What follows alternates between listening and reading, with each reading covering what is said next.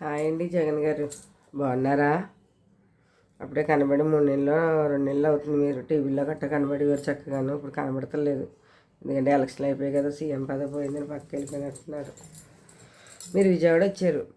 విజయవాడ వచ్చినప్పుడు అందరినీ పలకరించండి. ఎలా ఉన్నది ఏంటి, అక్కడ సిచ్యువేషన్ ఏంటి అన్నది మీరు ఒక్కసారి పలకరిస్తే బాగుంటుంది. అంతేగాని చంద్రబాబు నాయుడు గారిని, పవన్ కళ్యాణ్ గారిని విమర్శించకండి. ఎందుకంటే మీరు అలాగే విమర్శించి మీరు రోజా కొడాలని అని అంబటి రాంబాబు వల్లలేని వంశీ వీళ్ళందరూ అలా విమర్శించే మీరు కారణం ఓడిపోయారు. మీరు వాళ్ళందరూ విమర్శించిన వల్ల మీరు కూడా విమర్శించకండి. ఉన్నది 11 సీట్లే మీకు అక్కడ. మీరు ఎవరికైనా ప్రజలకు మంచి చెయ్యాలి అనుకుంటే ఏం చేస్తారు? మీరు పదవిలో ఉన్నా లేకపోయినా సరే మంచి చెయ్యాలి అనుకుంటే మీరు చంద్రబాబు నాయుడు గారు చూడండి, అంత నీటిలో కూడాను ఎలా వెళ్ళి పరిశెత్తున్నారు. అక్కడ ఎలా ఉంది ఏంటి సిచ్యువేషన్ ఏంటి అన్నది మీరు వెళ్ళినారు. ఏం చేస్తారు? ఆయన ఏమి మీ గురించి మాట్లాడలేదు కదా. అక్కడ ప్రజల గురించి ఆయన బాధపడుతున్నాడు. మీరు వెళ్ళి ఏ పార్టీ గురించి మాట్లాడటం ఏంటండి? మీరు వీళ్ళు వచ్చాక నీరు వచ్చేస్తుందా? మీరున్నప్పుడు లేదా? అంటే మీరున్నప్పుడు ఇలాంటి వరదలు రాలేదు మీకు. మీరు 5 సంవత్సరాలు పాపాలు చేసి వెళ్ళిపోయారు. అవి ఏమో ఇప్పుడు చంద్రబాబు నాయుడు గారు, పవన్ కళ్యాణ్ గారు వచ్చాక ఆ పాపాలన్నీ బయటకు తన్నుతున్నాయి ఒక్కొక్కటి. మీరు చేసిన పాపాలకి ఇప్పుడు విజయవాడ అలా మునిగిపోయింది జగన్ గారు. మీరు ఇప్పుడు కూడా ఓడిపోయినా సరే మీకు ఇదన్నది లేదు, కొంచెం కూడా బాధ అన్నది లేదు. మీ వాళ్ళు అందరూ అలా తిట్టడం మట్టుకే మీరు ఓడిపోయారు. కారణం మీ వాళ్ళ వల్లే, మెయిన్ ఆ రోజు వల్ల ఓడిపోయారు. మీరు తెలుసా మీకు ఆ విషయం? ఆడవాళ్ళందరూ కూడా మీ ఓట్లు వేయలేదు సరిగ్గాను. ఎవరు కూడా వేయలేదు ఓట్లు మీకు. మిమ్మల్ని ఓడించింది ఆడవాళ్ళు మాత్రమే. ఎందుకంటే ఆ రోజా మాటలకి ఇసుకెక్కిపోయి జనం టీవీల్లో చూసి చిరాకు వచ్చేసి సెల్లల్లో చూసి ఆ రోజా వల్లే మిమ్మల్ని గెలిపించలేదు ఎవరు ప్రజలు కూడాను. మీరు ఎవరికైనా ప్రజలకు మంచి చేయాలనుకుంటే చూడండి, మునిగిపోయింది, వాళ్ళకైనా సహాయం చేయండి. వెళ్ళి ఇంటింటికి వెళ్ళి సహాయం చేయండి. ఇప్పుడు కలకత్తాలో జూనియర్ డాక్టర్ చచ్చిపోయింది. అలాంటి వాళ్ళు తల్లిదండ్రులు కూడా మీరు వెళ్ళి పలకరించి సహాయం చేయండి. అది కూడా చాలా మంచిది. మీరు ఇంకా జనాల్లో ఉంటారు. ఇప్పుడు ఇంజనీరింగ్ కాలేజ్ ఉంది, 300 అమ్మాయిల భవిష్యత్తు ఒకటి చేతిలో ఉంది. బాత్రూంలో వీడియోస్ పెట్టి నానా బేవచ్చమైంది. వెళ్ళి అలాంటి ఇట్లో పాల్గొండి. మీరు చెయ్యండి, సహాయం చేయండి, ఆడపిల్లలకి మంచి చేయండి. పవన్ కళ్యాణ్ గారు, చంద్రబాబు నాయుడు గారు వచ్చాక ఆడపిల్లలకి ఎంతో మేలు అవుతుంది, ఒక్కొక్కరికి అవుతుంది. ఇతర దేశాలు వెళ్ళిపోయి ఏడుతుంటే గోలు పెట్టి తీసుకుని వచ్చాడు లోకేష్ 2-3 మీరు ఎవరిని తీసుకొచ్చారు అలాగే ఒకళ్ళని? అలా మీ నాన్నగారు చేశారు. ఒక అమ్మాయిని రేప్ చేస్తే నరిగిరిని షూట్ చేయించారు మీ నాన్నగారు, తెలుసా? పారిపోతుంటే అని. అది మీ నాన్నగారిలో ఉన్న నిక్కర్సి మీలో లేదు అసలు. మాకు అందుకే వైఎస్ రాజశేఖర రెడ్డి అంటే చాలా గౌరవం. ఇప్పటికి కూడా మేము గౌరవిస్తాం అందరూ, తెలుసండి. మిమ్మల్ని ఎవరు గౌరవిస్తలేదు. మీ గౌరవం పోగొట్టేసుకుంటున్నారు మీరే. సొంత బాబాయిని చంపేశారు అనేసి కూడా వార్త వచ్చిన వల్ల మీరు ఓడిపోయారు. కేవలం మీరు ఇప్పటికైనా సరే ఎవరినైనా పలకరించాలి అనుకున్నప్పుడు మీరు వెళ్ళి అందంగా పలకరించండి. ఎందుకంటే మీరు 5 సంవత్సరాలు సీఎం చేశారు. మాకు కూడా కొంచెం అభిమానం ఉంది మీరంటే. ఉన్న అభిమానం పోగొట్టుకోకండి. పోగొట్టుకుని ఇంకా ప్రజల్లో ఇంకా మీకు జగన్ గారు అన్న మాట ఉండదు. ఇంకా వాళ్ళు వచ్చి 3 నెలలు పూర్తయి 4వ నెల వచ్చింది. 4 నెలలకి ఏం చేస్తారు? అయినా వాళ్ళు ఎంతవరకు చేయాలో అంతవరకు చేస్తున్నారు వాళ్ళు.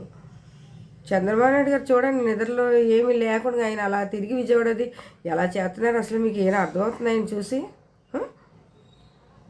పవన్ కళ్యాణ్ గారు బట్టి పవన్ కళ్యాణ్ గారు చేస్తున్నారు.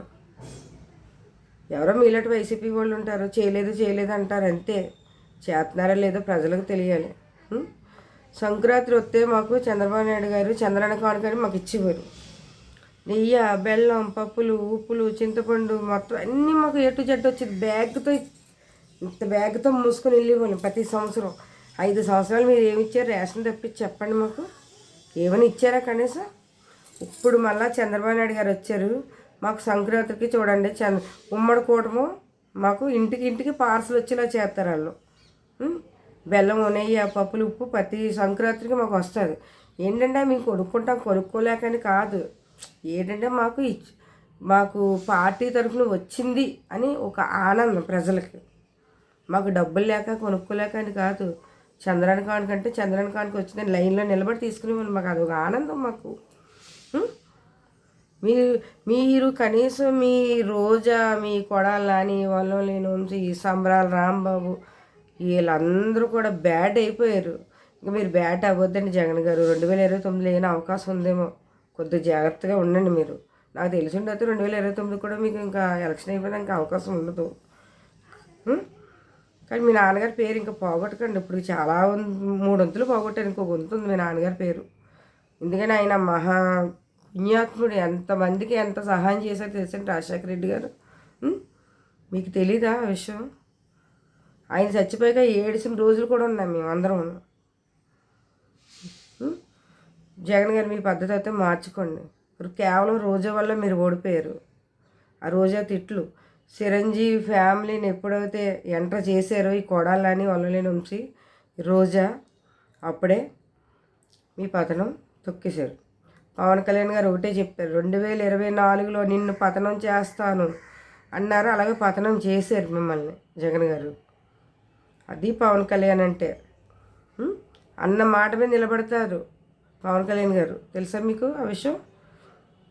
ఎన్ని కోట్లు పంచారండి రైతులకి? మీరు ఎప్పుడైనా మీ జేబులో రూపాయి సొంత డబ్బులు పంచారా ప్రజలకి? మా డబ్బే మాకు పంచారు మీరు. ఏ ఎలక్షన్లో అన్ని వేల కోట్లు తీసి పంచారు మీరు ఎలక్షన్లకి. చీరలు పంచారు, ఓటుకి 2,000 ఇచ్చారు మీరు. కానీ మా జనసేన పార్టీ, తెలుగుదేశం పార్టీ ఒక్క రూపాయి పంచకుండా 2024లో గెలిచారు మా పవన్ కళ్యాణ్ గారు డిప్యూటీ సీఎం. అదిరా పవన్ కళ్యాణ్ అంటే ఒక లెక్క. చూడండి 2029కి 5 సంవత్సరాలు ఎలా పనిచేస్తున్నారన్నది ఒక్కసారి చూద్దరు. కానీ చంద్రబాబు నాయుడు గారు, పవన్ కళ్యాణ్ గారు, లోకేష్ గారు, బీజేపీ ఉమ్మడి కూటమి ఎలా ఉంటుందో చూద్దరు. గారు ఇప్పటికి 3 నెలలకి చాలా మట్టుకు చేశారు. తెల్లారిదప్పుడు ఫంక్షన్లు వస్తున్నాయి, సాయంత్రం 8-5 దాకా బియ్యం ఇస్తున్నారు మాకు. మాకు 16-18వ తారీఖు అయ్యేదాకా బియ్యం అయ్యి కాదు, అలాంటిది 2-3 తారీఖులకి బియ్యం అయిపోతున్నాయి మాకు. ఇంటికి వచ్చేటప్పటికి చక్కగా ఇస్తున్నారు బియ్యం.